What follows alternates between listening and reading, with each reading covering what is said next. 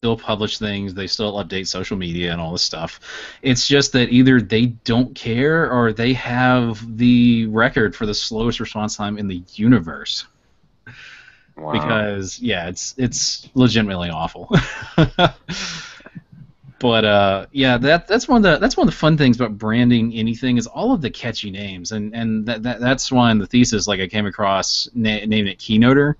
Is I originally wanted to call it had the working name of like Get a Speaker, which is the stupidest name ever, and I knew that, but when I was like putting it together, I'm like, well, hell, I don't know what to call it, and it's hard finding a catchy name, and I like found that one really happenstantially. I just like basically went to a thesaurus and put in speaker to see alternative words and wound up with Keynoter.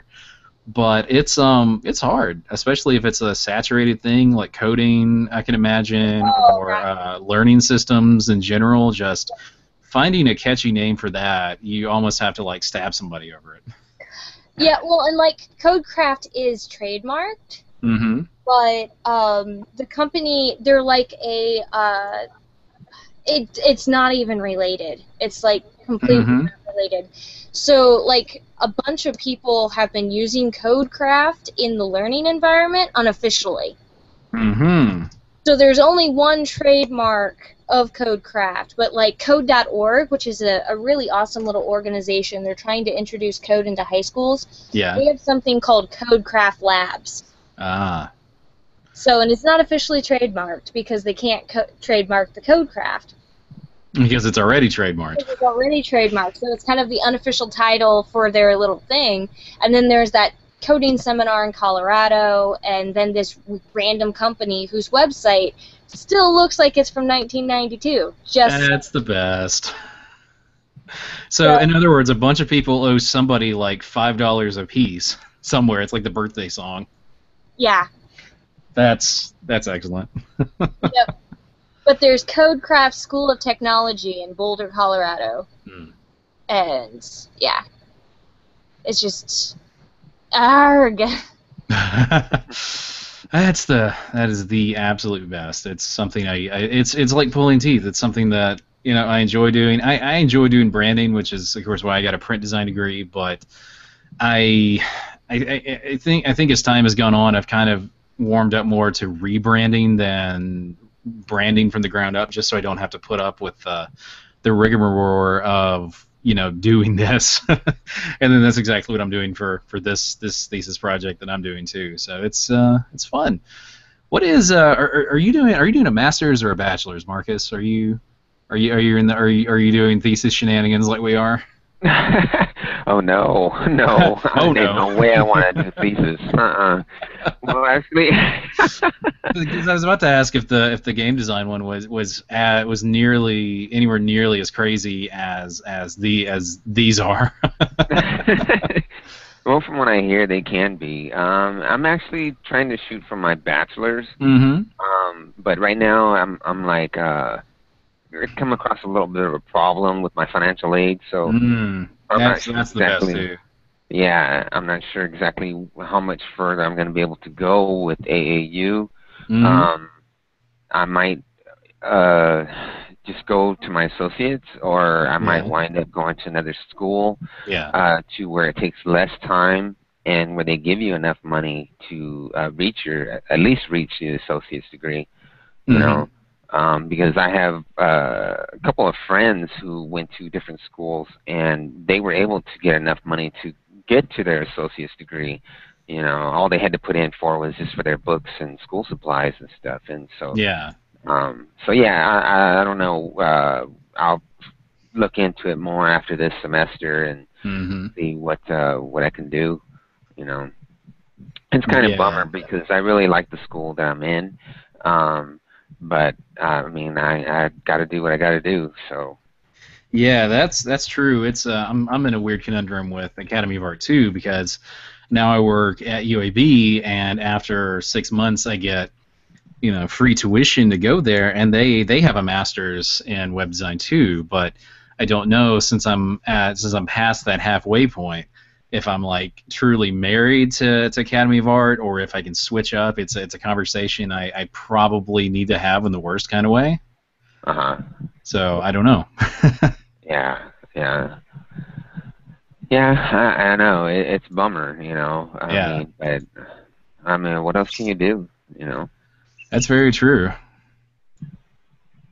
Always fun, and then it's then it makes it feel shakier anyway when you read Forbes and they have they have this massive aggressive article. It's such a loaded thing to say you go to Academy of Art, because like I'm talking to videographers and stuff in Birmingham, and they're just like, yeah, I'm going to Tuscaloosa, whatever, and I'm like, oh, I'm going to Academy of Art, and they're like, don't you know how much of a ripoff this is? Have you seen this article? And I'm like, oh, calm it down for a minute. My biggest thing is I can't get an MFA in web design in Portland, Indiana, and that's what I need. So that's why I'm here. Yeah, exactly. It's a lot of people don't realize that we're here for certain reasons. Yeah. Yeah. Yeah. And with this, what you were talking about right now with the article in Forbes, I mean, it's kind of crazy because the school just recently had to let go of what was that company that would have with the loans. Oh yeah, because it was like borderline predatory or something like that. Yep. Something like that. Yeah. I can't remember the company's name. Was it Abby something? Sally. It was what? Was it like Sally? Well, it was they did the financial aid loans and stuff, and they were with AAU for a long time, and then recently AAU let them go. Yeah. Because there were some problems going on with them. I think their charges were so high, or their rates were so high that students couldn't afford to make the payments and stuff. So there was a lot of problems going on. And so the AAU had to switch. I can't remember the company. Yeah, that's man, financial aid is just a nightmare. Yeah. Especially doing our thing too. That's one of the other pieces of that's one of the other comments I get more often than not when I'm doing like I did a Reddit AMA or two over the summer, and that was the number one thing I got asked really was either how do you get people to notice your stuff, or how do you basically as an instructor or as somebody going to school, do you think it's worth it to go to school and get a degree when you can go to Code Academy and learn the skills yourself? And my answer always is it really depends on what you want to do. Like for me, sure, and Jesse knows what I'm talking about, because doing academia and professorial work, like of course you need a degree, but if your career path isn't necessarily that, and you can identify what you need and can make an argument over, why you don't need to go to school, and understand where you can get those same kind of learning abilities, learning opportunities, and opportunities to network, then by all means don't throw money at it. It's just my career path requires this ultimately. Exactly. Yeah, that's exactly the position I'm in. Yeah. I have to have a master's if I want to progress in my career, and it has to be accredited. And you can say what you want about the academy, but they are NASDAQ and WASCA accredited. So I mean, they got the accreditation, they've got the master's program, and they've got and they have it online. I mean, yeah, that's a big thing too.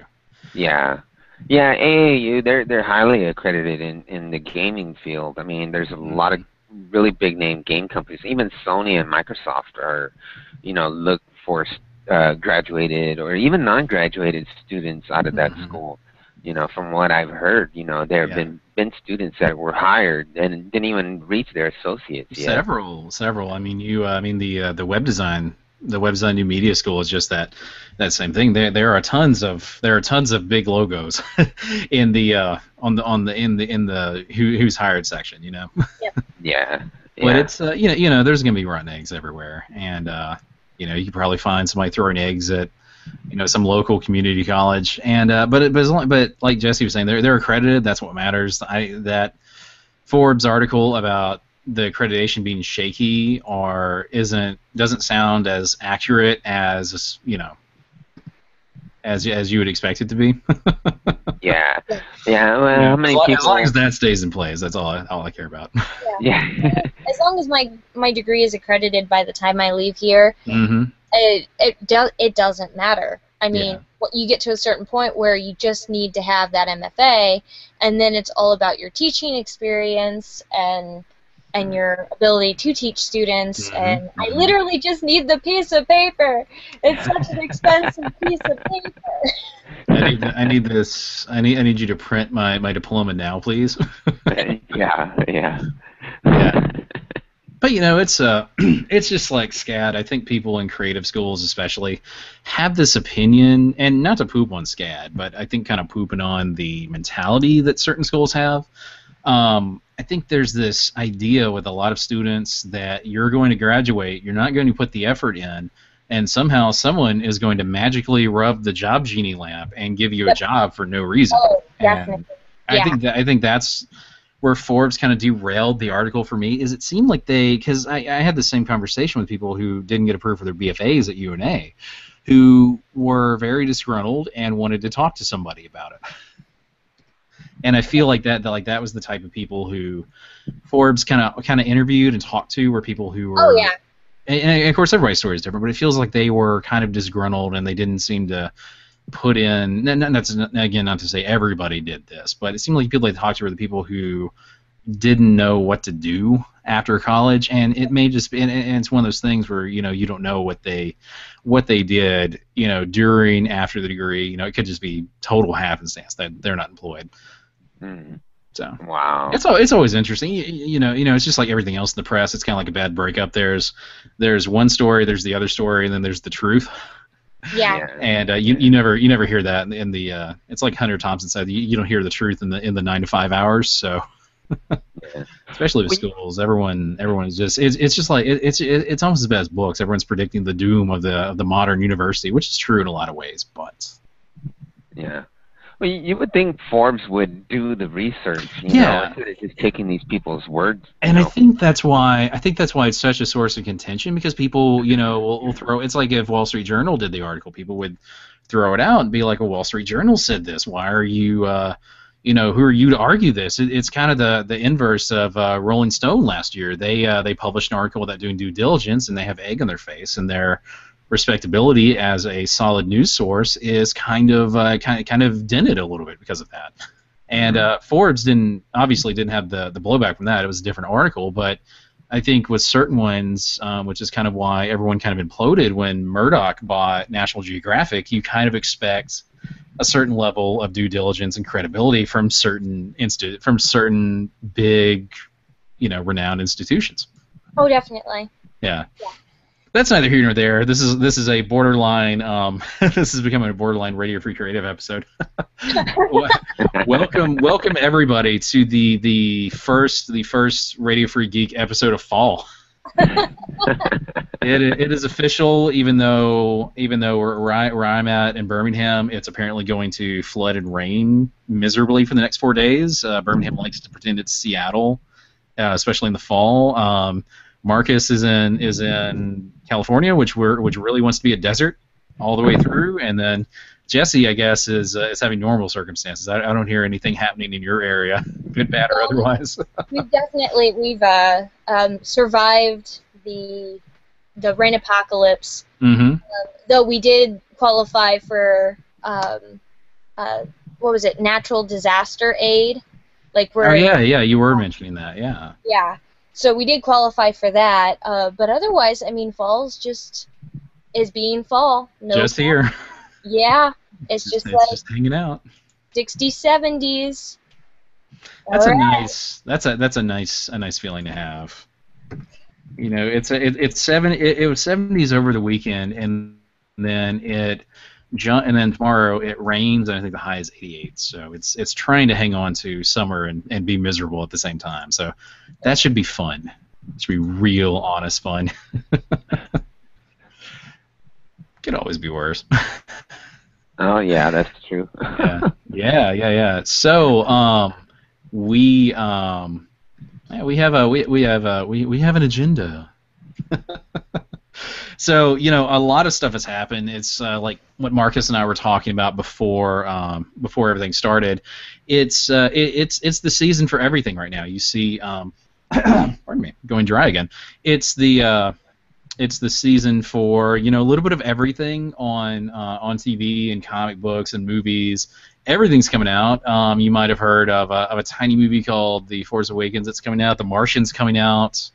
God, so much good shit is coming out over the next couple months. It's like Hollywood is like, we need all of Robert Brown's bank account.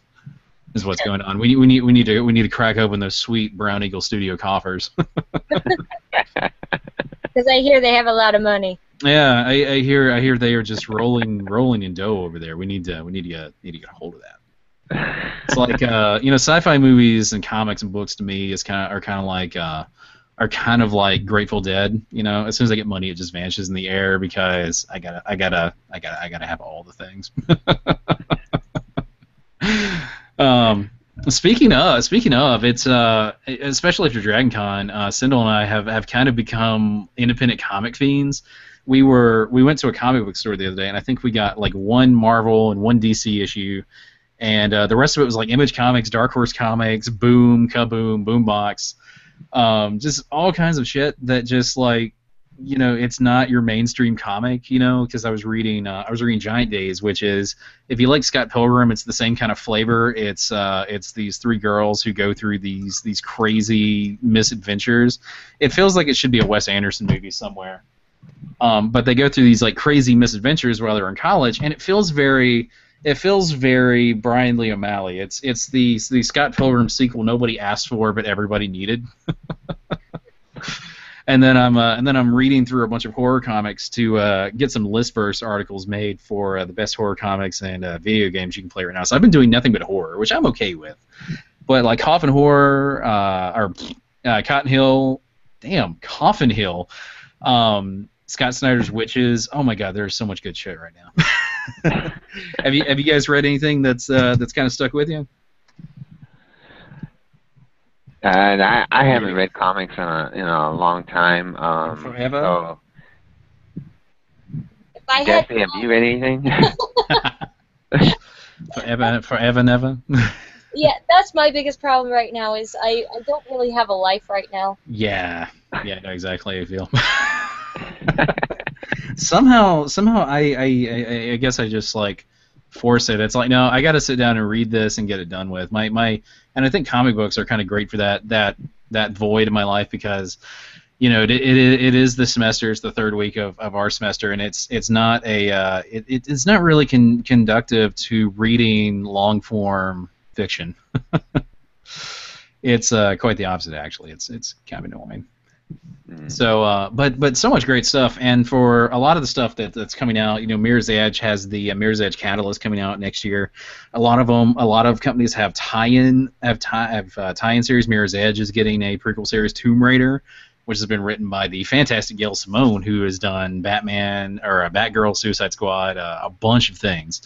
Wrote the first kind of year or two of Tomb Raider. It was fantastic.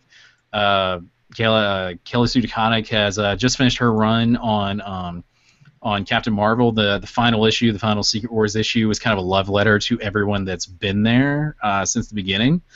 In the Carol Corps, all of the fan groups that have really supported her, that she's written for. And now she's doing now she's continuing Pretty Deadly and Bitch Planet, and just so much great stuff. So much great stuff. It's never been, just like books, it's never been a better time to get your shit out there, because there's somebody waiting to publish your idea somewhere, and it's fantastic to see that grow up. Image Comics is kind of like the monopoly of that right now. Fable and a lot of big things are ending. Witchblade is ending. Fables is ending from Vertigo, which has been around since like before the 90s. I think it was like 1988 when they first came out with one.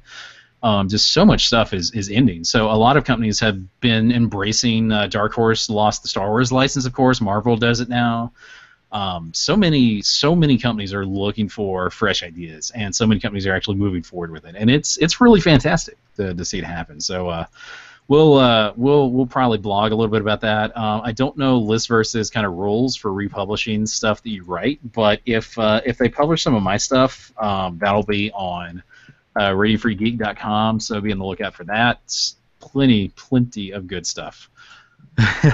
Speaking of comics, it's also like humongous amounts of TV right now too. I watched, I think almost every night this week was me setting up my laptop on my couch and working on stuff, working on projects while I was watching whatever was on TV, for better or for worse. Tons of good stuff. I really love Blind Spot and Heroes Are Born. I think those two had kind of the most to prove with everything they were doing.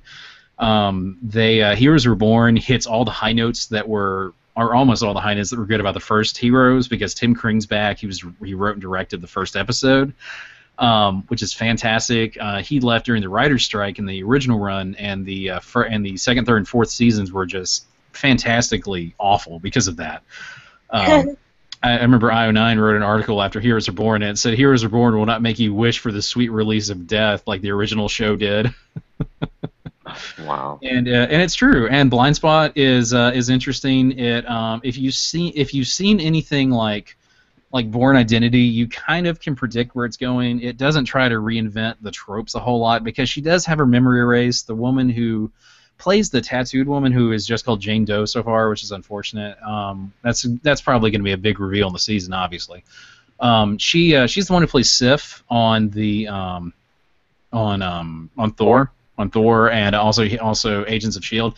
I guess because Thor isn't really filming right now, she kind of has time to film a show. But she is fantastic in it. She's known for being a kind of a certified badass in Thor, and she carries that over very well to this, even though she does act very, very sensitive. She doesn't know what the hell's going on, what's going on. But at the same time, just like Born Identity, she conveniently remembers how to do kung fu or shoot a gun right when she needs to save the main character's life. And so, in that respect, it feels like a very tropey show, but it feels refreshing that they are adding a couple of new elements to it. And of course, these are the pilots. They're things that people have seen, or it's the episodes they pitch to the studios to make these shows. So, next week's going to be the real acid test for a lot of these. When episode 2 and 3 comes out, do these things still work on? Yeah. So go on. Gotham was fantastic. The second season, I felt like it kind of lost its way, kind of midway through the first season. Season 2 felt in a lot of ways like it was a second pilot. There's a new status quo. There is this crazy guy who's forming a team of people that's not quite Suicide Squad. I think they called it Maniacs with an X. That's got the obvious Joker contender. It's got Barbara Gordon in it, not Batgirl, but her mom allegedly. Just this crazy squad that's going to cause all kinds of hell in Gotham. Penguin is throwing people off roofs. He's blackmailing the police commissioner. It's fantastic. It is beholden to season 1, but they feel like they've learned their lesson from it. Minority Report, I don't feel like it's going to hold up. Unfortunately, I was really banking on it, but it just doesn't feel like it has a whole lot of substance to work on. It is pretty cool because I think it had better world building than the Minority Report movie, and they do these little pop culture references that are kind of hokey. There was this one woman who came in trying to tell one of the main characters how she should meet women, and she's like, "Back in my day, we had this thing called Tinder. It's how I met your father." which is either horrible or genius depending on how you look at it.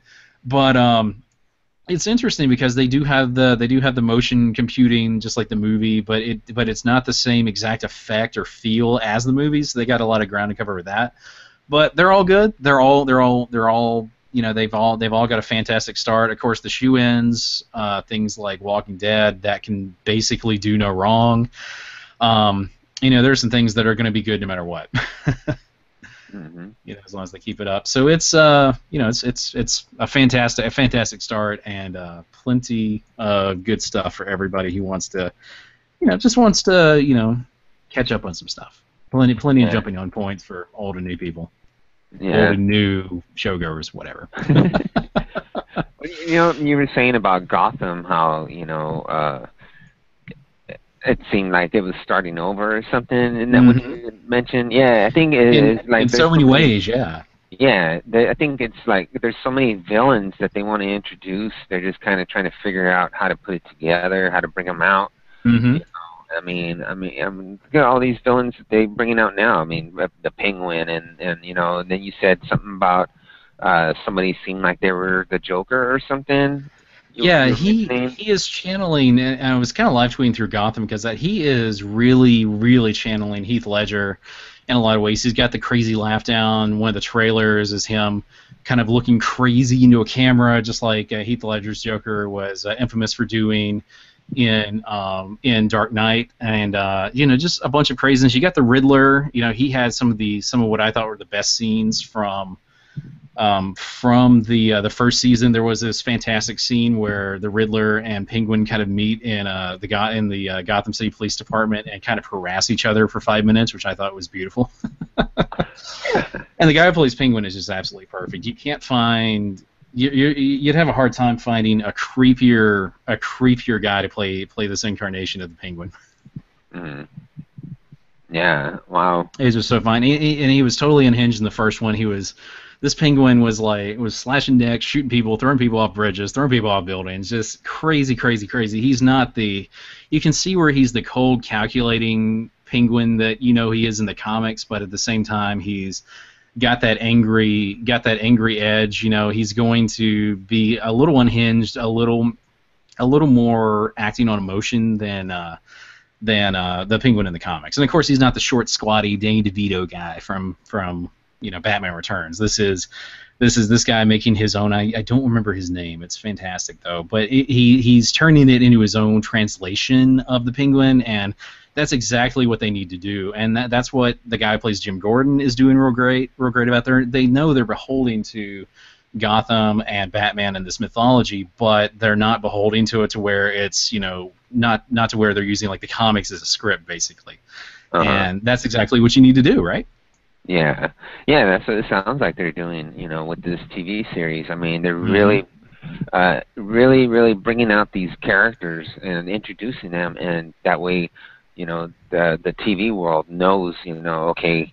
I mean, because they're not. They don't. I'm sure they don't look like, you know, the villains that they do in the comics, you know. Oh, So no, not at all. You don't want people sitting there watching the show and saying, "Well, who's that?" You know, "Who's that?" And you do have some references. The Riddler, of course, wears he wears a green suit, but it's like emerald green. It's not the hokey green. He's got a tie pin that is a question mark from a typewriter. Like there are these little references to things. They call the Penguin as a way to kind of harass him in the show. So there's these little references. Of course, the guy named Jerome, who of course Jay for the Joker. They've not announced he's the Joker, but it's kind of all signs are pointing to it. You know what I mean? Uh-huh. It's one of those things where they're not ready to pull the plug and put him in the costume. You know, no one's wearing a bandit mask yet. I think there was the Red Hood for one episode, and that was it. And no one's really ready to pull the trigger and be like, okay, let's, you know, put a mask on these people, which is wise, because it doesn't make sense to have them running around in bandit masks and having all of their shticks like they do in Batman until Batman shows up, which of course they're not going to hopefully address in this show, because Batman is still, you know, Bruce Wayne is still like, you know, 13 years old. Oh, I see. Uh-huh. My favorite version of Alfred, though, is the Alfred in the show. He is this badass Irish dude, and he doesn't take shit from Bruce Wayne. Like, he'll smart off and he'll basically backhand him. He is everybody's putting their own spin on things, and a lot of fans really, really hate that, because it's not the continuity they want. It's not the continuity that they kind of expected, but at the same time, it's refreshing and new, and that's exactly what they want. And that's exactly what a lot of these shows have been doing. Even shows that are carrying on from other shows, like Heroes Reborn, they've all got different status quos that aren't beholden to anything that's come before, and it's perfectly fantastic. Yeah. Yeah. Well, that's what you want out there. You want refreshing and new. You know. I mean, what do they want? Another remake? You know, like they're doing in the movies now. Yeah. Well, you know, people will line up and give money endlessly for the remakes. Yeah, for some of them, you know. For better or for worse, often for worse. Yeah, yeah, and then there's been a lot of remakes that really haven't done anything. Say like At the all. Nightmare on Elm Street remake. What did that do? It didn't do They're anything. making another one now. Yeah, I heard that. I heard that they were gonna remake it again. So I don't know what for, but they. My favorite kind of remake in air quotes of that was Wes Craven's New Nightmare, Yes. which was the woman who was in the movie, and it was about Nightmare Before Elm Street, and then it turns out Freddy was an actual guy, and they're hunting people down in real life. So like it was meta, and it was a thinking man's horror movie, which is what made it so damn fantastic. No, that was good. I liked that one. I absolutely loved it, and I think everybody else does too. I haven't heard. I'm sure they're out there. I just haven't talked to anybody who's like, oh god, that thing is the worst thing in the universe. I'll ask my husband the horror movie. see what he thinks about it. Yeah. All right. So yeah, so let's get right into it. Of course, the our chosen theme this week is kind of about collectibles. It's something that we talked about doing from the get-go with Ready for Geek, and we haven't really done too much. So we're kind of doing this episode kind of an homage to that. And really, the biggest thing that's come along lately is this rise of digital collectibles. People are dropping loads of money on digital cards, digital games. Hearthstone or Hearthstone, I'm not sure how you actually say it, is people are just dropping so much money on it. And the idea is it's like a tradable card game, like Wizard, or not Wizards of the Coast, but like Magic the Gathering, the Star Wars customizable card game, where it's a strategy game, and to get these cards you need, you have to actually spend real money on these digital card packs. And people spend real money. There are articles on people dropping like $3,200 for basically getting all the cards at once. There are people. Topps has a Star Wars trading card set that is all digital. People are paying like $200 for a vintage-looking card of Han Solo, which honestly is just the standard stock photo with like a vintage Photoshop filter thrown on it. And people are spending loads of real money, just like they would do on regular baseball cards to get these things. And you don't get a physical copy. If you buy a pack on Hearthstone, it's digital. They don't mail you a physical pack. So what do you guys think about that? Do you think it's sustainable? Do you think it's worth it? Do you think that's kind of the future of everything, that people will get digital collectibles and cards will go the way of the dinosaur, or printed books? What do you guys think? Oh wow! I think that's heavy hitting questions, huh? Yeah, that's kind of ridiculous. I mean, to me, digital, especially cards or comics or anything digital like that. I mean, you really shouldn't spend a lot of money on that stuff, because you don't got a physical copy in your hand. And Exactly, I like exactly. having those copies in my hand. They really can't. To me, it doesn't seem like they can really be a collectible. Because I mean, what kind of value can you get out of it later on in the future? That's And true. that's thinking, for collector wise, But if you're a fan of that stuff, I mean, okay, I mean, you're gonna buy it. I mean, I can't tell you don't, and you have to, listen to me. But um, I I like having those in my hand. Anything in my hand, digital downloads and stuff like that. I really don't care for. I'm sorry, Jess. Go ahead. What were you gonna say? Oh no, I was just noticing you guys were bonking. You're like phasing out on me. I'm kind of in agreement. Do I think it's the way of the future? Yes. But you're seeing this in just about everything. Everything's going digital. I don't think, unless we have, it's not necessarily dangerous. I do agree that from at least a collectible point of view, it's not something that you can like hand down to your children. So it's not a physical piece of it. But I can see, especially since people are moving more than they used to, and they're I can see how it would work in the society and how it would be the way that we are going. we're living in a society that pretty much requires you to move for jobs, and people are living in smaller living situations. We don't really have the space for this stuff. So I can see why there would be an appeal to it. Yeah. Yeah. So I could see exactly why it would be popular, why people would throw their money into it. The biggest issue with collectibles in my mind is how easy would it be to make a copy? I mean, unless you're existing in a controlled environment, there's not really much stopping people from making copies. And then you really rely on that environment staying. So you would have to rely on these, like Hearthstone. I think it is Hearthstone. Not sure. That would have to sustain itself, for years to really qualify as a collectible.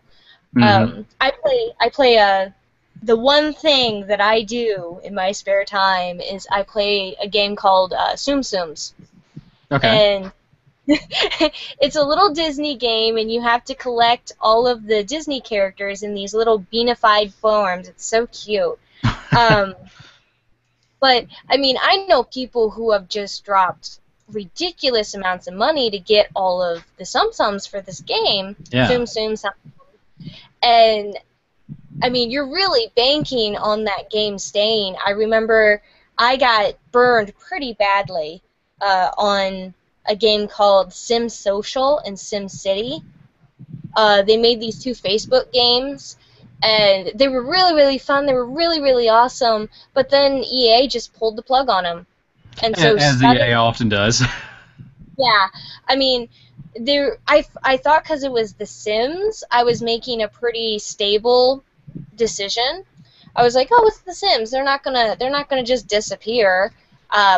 Funny thing, they just kind of disappeared, and they didn't offer any way for you to recoup or even. I mean, it would. No.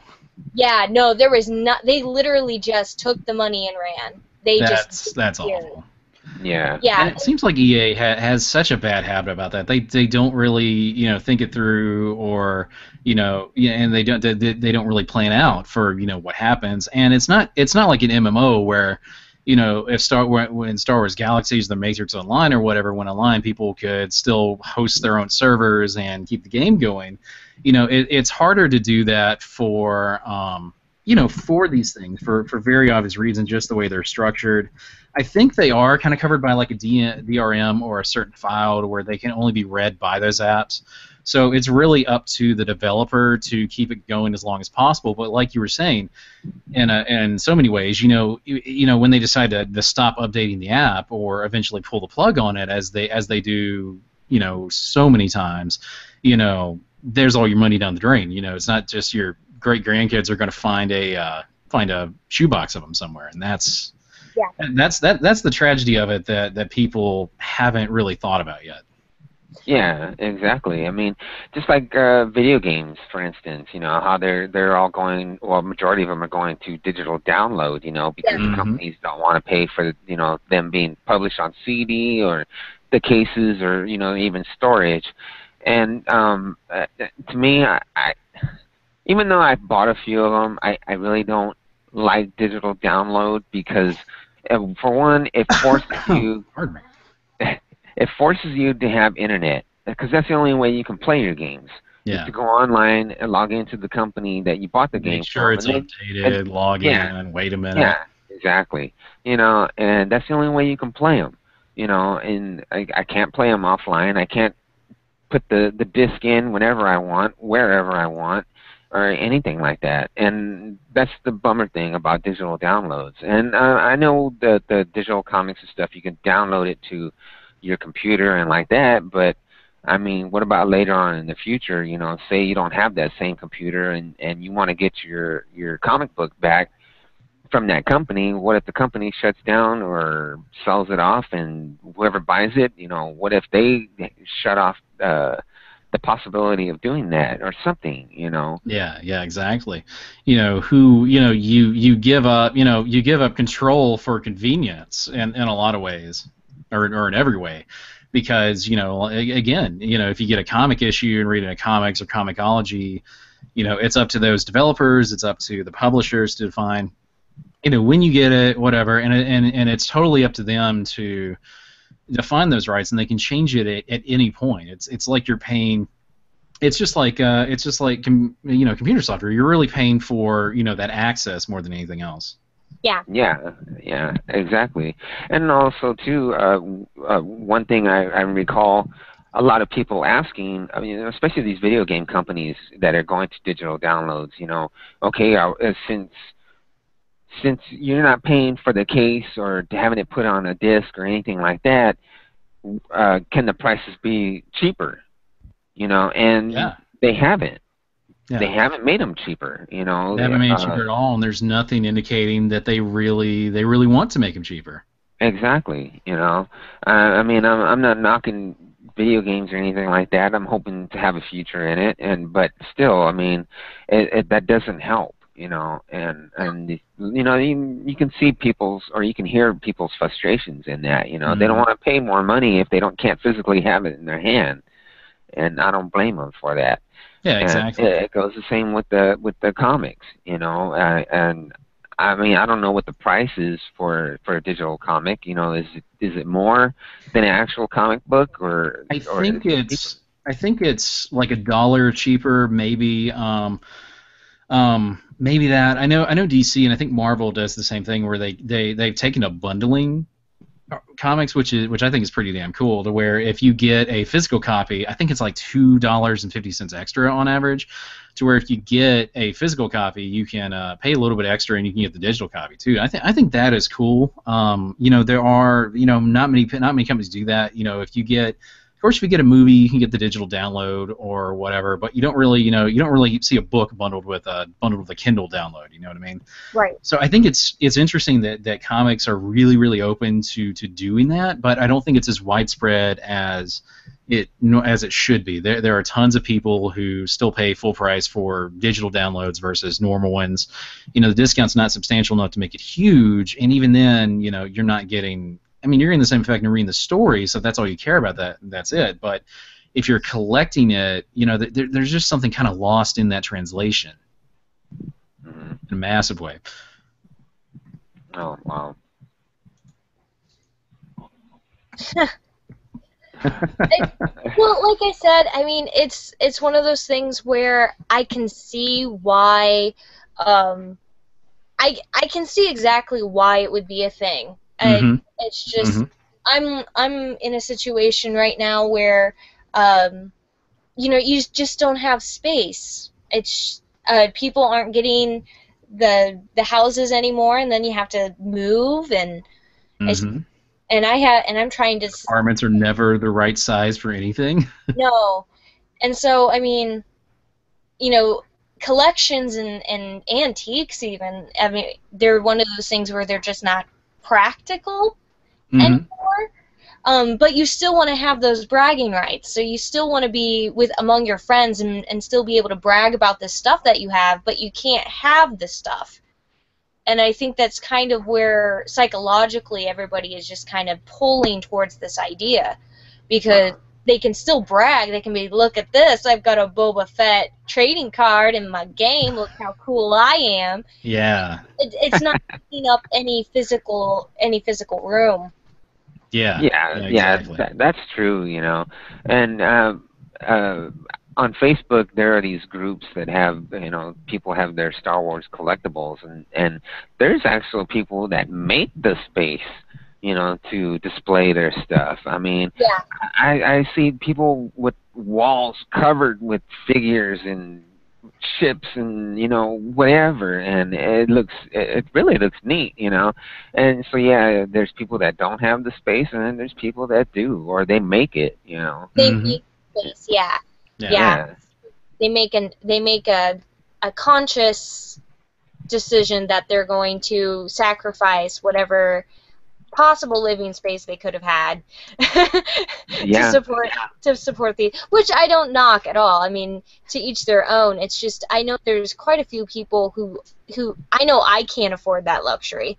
I would love I would absolutely adore to live somewhere where I could display, all of my stuff, Oh yeah, me in a too. really cool way. Yeah, Um, kind of like Jimmy Page with his walk-in closet full of nothing but vinyls. yes, exactly. Yeah, I mean, but I mean, I know theoretically it's going to take me decades to probably even get close to that point. So what do I do in the meantime? Yeah, yeah, exactly. Yeah, it's a hard thing. Yeah, like I said, I completely am against it on a one EMP and it's all gone. Mm-hmm. Mm-hmm. So it's not something One I would EMP personally. and it's whole. I mean, it's just all gone. Uh, but I can fully. It's not like I think they're stupid. Like I can fully understand the psychological need for it Mm-hmm. and why people would want to do it. So it's not something I would do personally, but I definitely don't have any like feelings like thinking they're an idiot or anything for doing it. Yeah, yeah, exactly. Yeah, it's true. It's a hard, digital is such a hard sell nowadays, and it's hard, but buying physical stuff is a hard sell too, like you were saying, and that's why Topps has been interesting because they're doing the apps for like I guess your entry level people who just want cards and the experience of collecting it, the experience of just kind of getting into it and and experiencing that. And it's hard to get people to like you said to collect things to get it everywhere you want. But Topps has also released a thing like a series. I think they released in February, like Marcus and I were talking about, called Masterworks, which is it's a very physical. It's a very physical thing. It's a very opposite. It's the opposite of the Topps Star Wars Collector app, where they have things where like it's holographic cards, everything on it. They have autographs. The design is excellent looking, even with Jar Jar Binks, which I never thought I would say. Um, it looks very digital. It looks very slick. Looks very cool. You can almost frame some of these, and put them on a wall.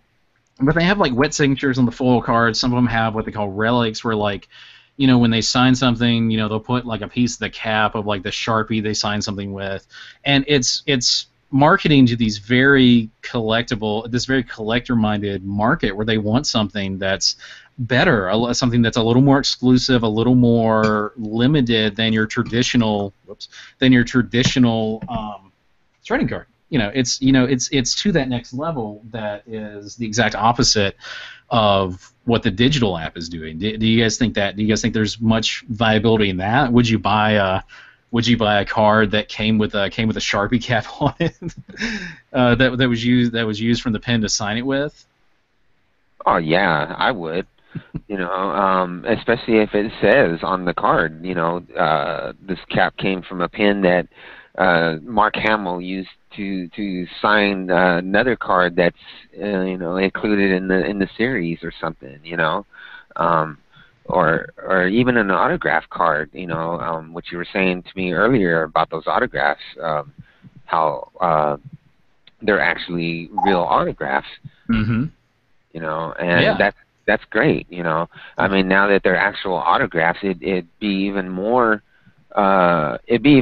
fun to go on that hunt for an autographed picture or something and use that card to compare the signature and make sure, like I was telling you, I think earlier in the week in the messaging, people in Pardon these me. Facebook collectible groups, they're constantly asking, is this autograph, is this signature legit? Is it real? Can someone help me? And these people can use these cards now and to go on that hunt, and it would better help them. They'd have the card in their hand. They can look at that and compare it to the card that's or to the autograph picture that's in Mm-hmm. front of them, and they can determine for themselves, if it's real or not, Mm-hmm. And, that's great. Yeah, yeah, exactly.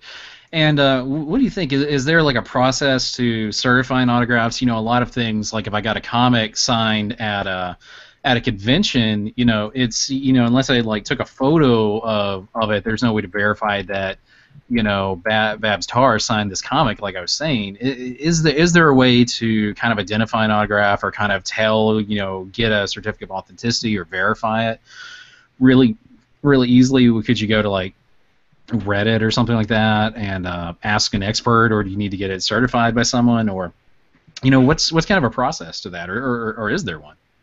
I believe you can get a certificate of authenticity. Me, on the other hand, as far as taking a picture of the person signing something, there's going to be a lot of people out there that are going to say, oh, well, they took this picture and they really can't guarantee, this autograph by that picture, because what if they took this picture, but what if they went ahead and tried to forge, 5 or 6 other ones and just trying to pawn it off exactly. as, this is the original, because look, here's a picture of it,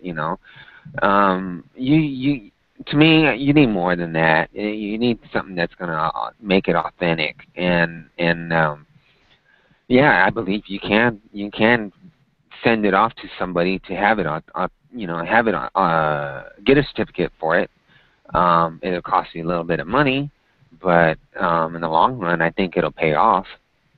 Yeah, it'll literally pay dividends if you ever think you want to resell it. Yeah.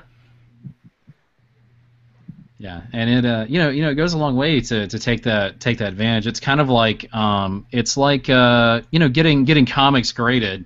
If you ever think you might want to sell it in some way, it's good to get it graded. Spend that fee, whatever it is, that commission, get it graded, and that way you can tell somebody, be like, hey, this is graded, A- or however they do it, and here's the certification behind it.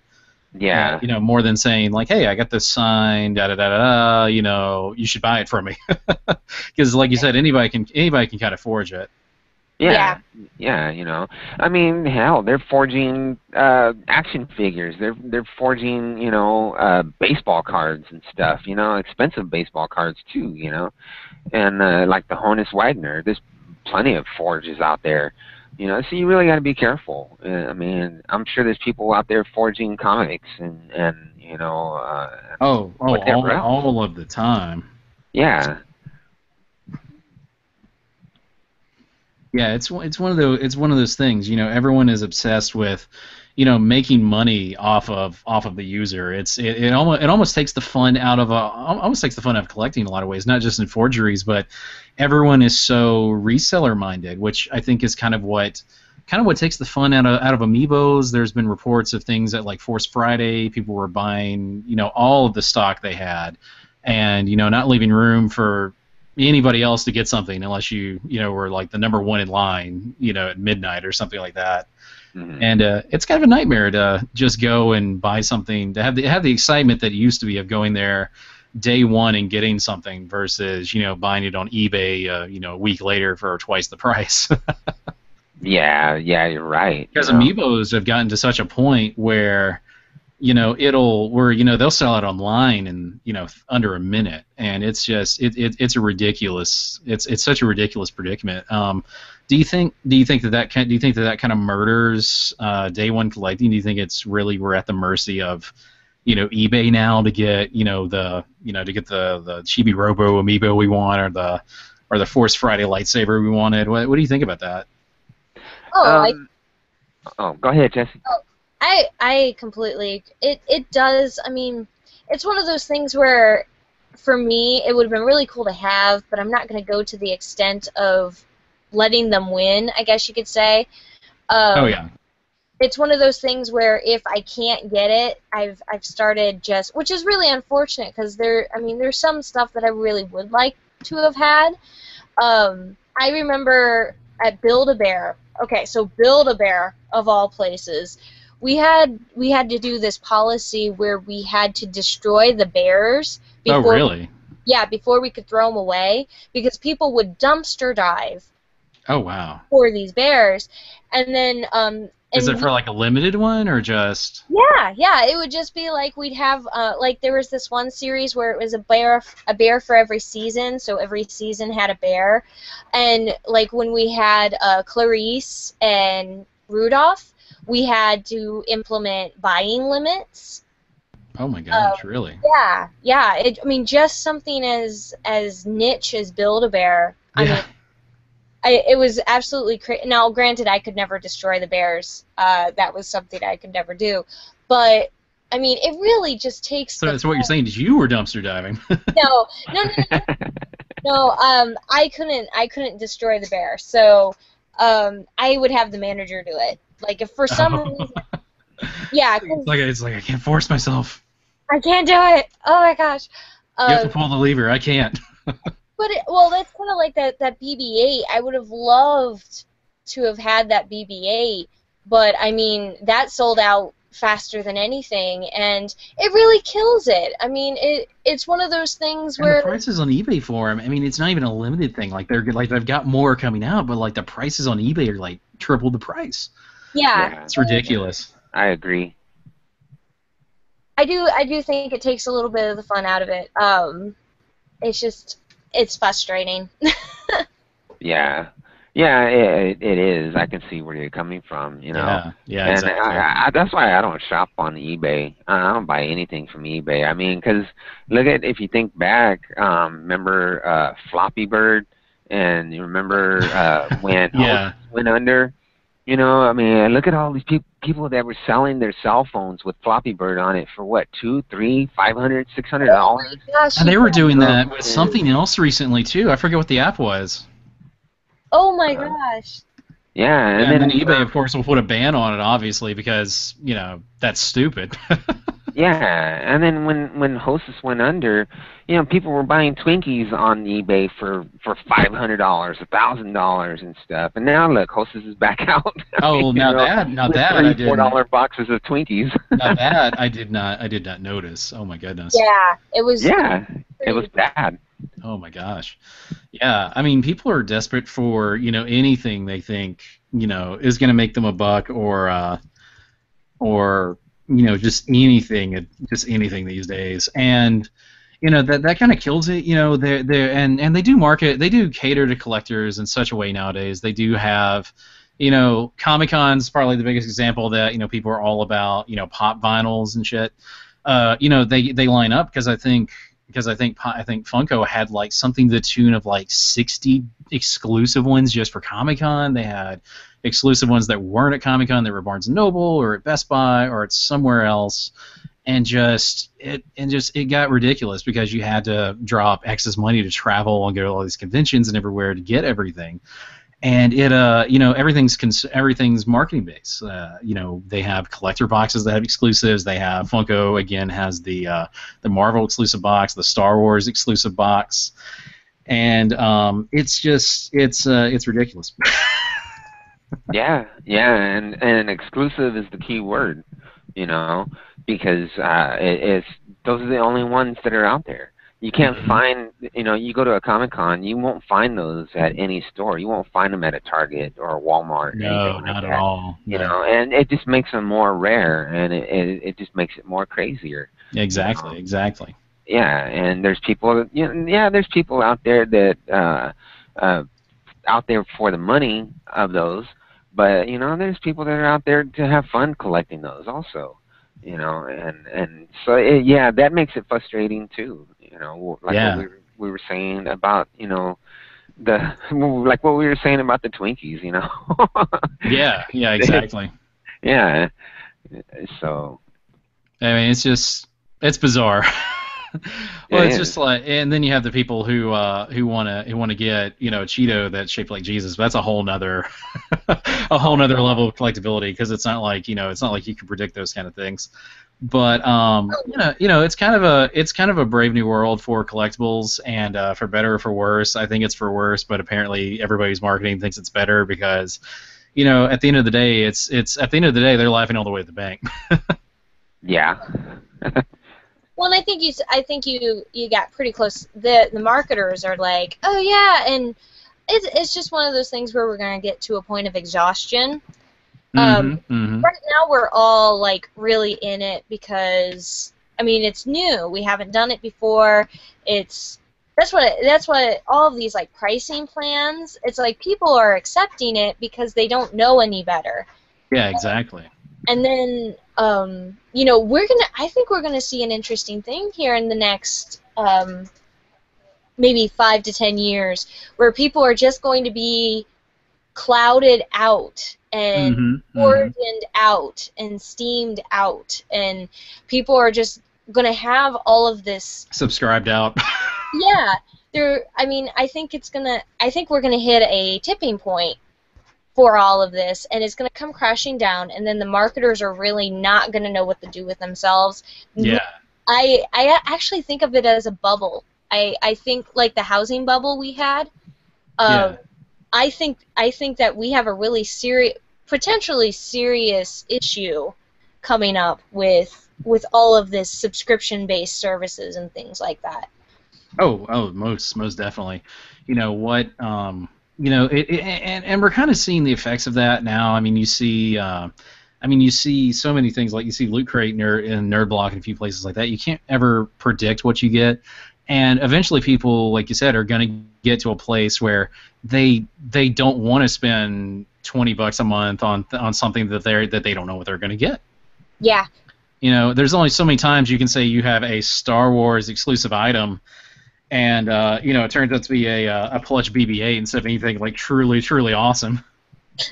Which I'd probably be okay with the plush BB-8, but yeah, I am too. But when you hype it up, it's like, oh, it's so exclusive and stuff, and you see it, and you're like, I could have got that at Target. Yeah, yeah.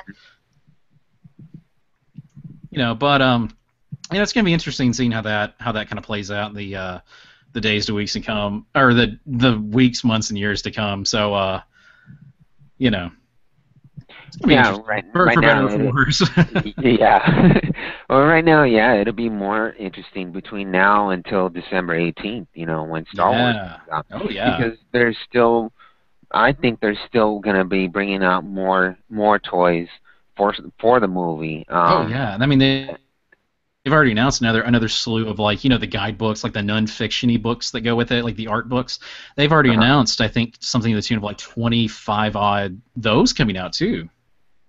Oh, really? And it's yeah, and they just announced it. I think last week too. It's just ridiculous, and the amount of printed material they want you to buy to figure out what's going on leading up to the movie, and then telling you everything else. Mm-hmm. Yeah, and I've even seen books on the past movies, on, you know, Empire Strikes Back and Return of the Jedi, and they have a little a CD that comes with it now that, you know, I guess it's an audio track of the book, you know, so you can read along and listen to the CD at the same time. Yeah, that's becoming increasingly popular too. Yeah. Yeah.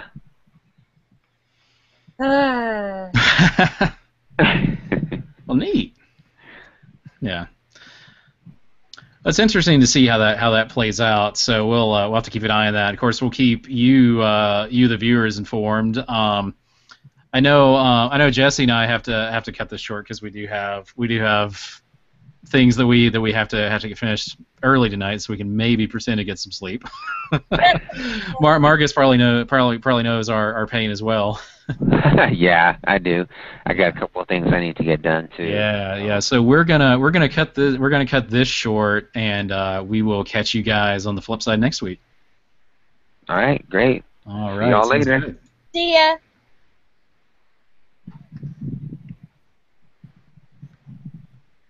I was looking for the close button. And it is right here. So thank you guys so much, and I will catch you guys later. All right. See ya. Have a good night, you guys. All right. You too. All right. You too.